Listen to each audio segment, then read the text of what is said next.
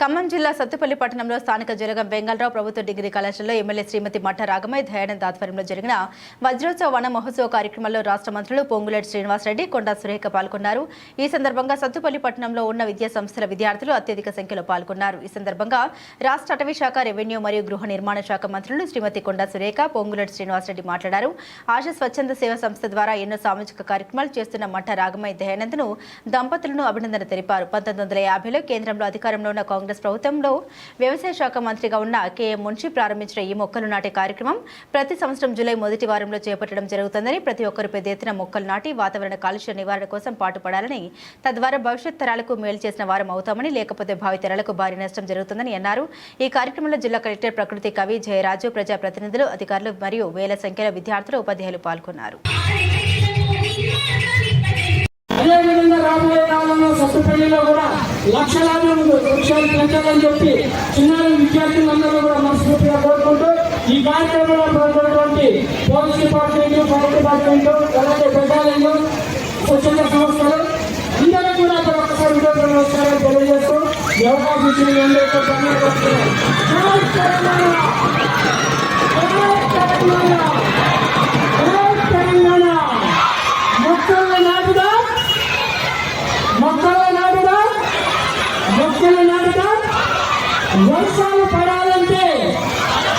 వర్షాలు పడాలంటే ఎండలు పట్టాలంటే మన పొంగరెడ్డి సీనన్న గారికి, అదేవిధంగా మరొక మంత్రివర్యులు కొండా సురేఖ గారు,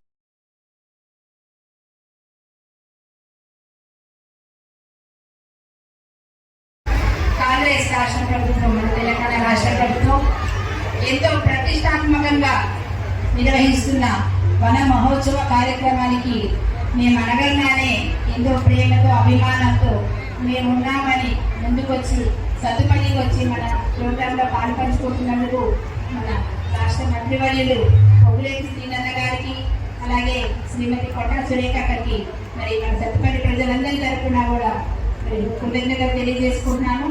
అలాగే వేదికను అలంకరించిన వివిధ శాఖల అధికారులకి, ఫారెస్ట్ డిపార్ట్మెంట్ నాయకురాలు, స్థానిక శాసనసభ్యురాలు సోదరిమణి రాగమయ్య దయానంద్ గారికి, సహచర మంత్రివర్యురాలు, మనందరికీ అక్క, తెలంగాణ రాష్ట్రంలోనే కాదు తెలుగు రాష్ట్రాల్లో సురేఖక్క తెలియని వాళ్ళు ఉండరు. ఈ కార్యక్రమానికి ఆహ్వానించడంతోనే అంగీకరించి వచ్చినందుకు సురేఖక్క గారికి, వేదిక మీద ఉన్న environmental and forest principal secretary గారు నజీం అహ్మద్ గారికి, సిసిఎఫ్ గారికి, డిఎఫ్ఓ గారికి, అదే రకంగా జయరాజ్ గారికి, జాయింట్ కలెక్టర్ గారికి, మున్సిపల్ కమిషనర్ గారికి, ఇంకా సిసిఎఫ్ గారు చెప్పారు. వేదిక మీద చాలా మంది ప్రజాప్రతినిధులు ఉన్నారు. అశోక చక్రవర్తి అనే రాజు మారువేషంలో గుర్రం మీద రోడ్డు మీద వెళ్తా ఉంటే ఒక పండు ముసలాడు ఇవాళ రేపు చనిపోయేటట్టు ఉంటాడు. ఆయన చెట్టు పక్కన ఒక్కడే గోతులు తవ్వుకుంటూ చెట్టు పెట్టుకుంటూ వెళ్తా ఉంటాడు.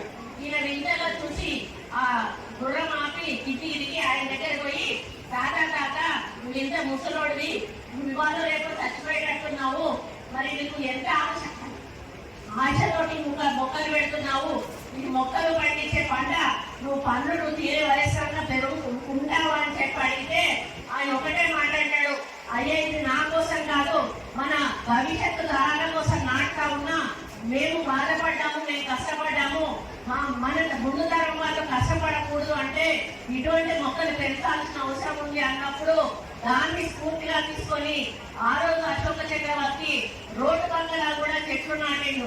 మనం చిన్నప్పుడు పుస్తకాల్లో చదువుకున్నాము, అశోకుడు చెట్లు నాటేను అనేది అది అందరికీ తెలిసినటువంటి విషయం.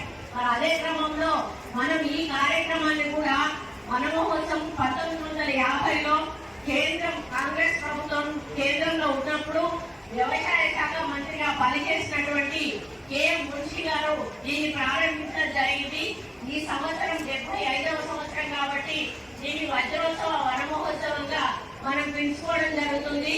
మరి అప్పటి నుంచి ప్రతి జూలై మొదటి వారంలో మొక్కలు నాటేటువంటి కార్యక్రమాన్ని మనం తీసుకొని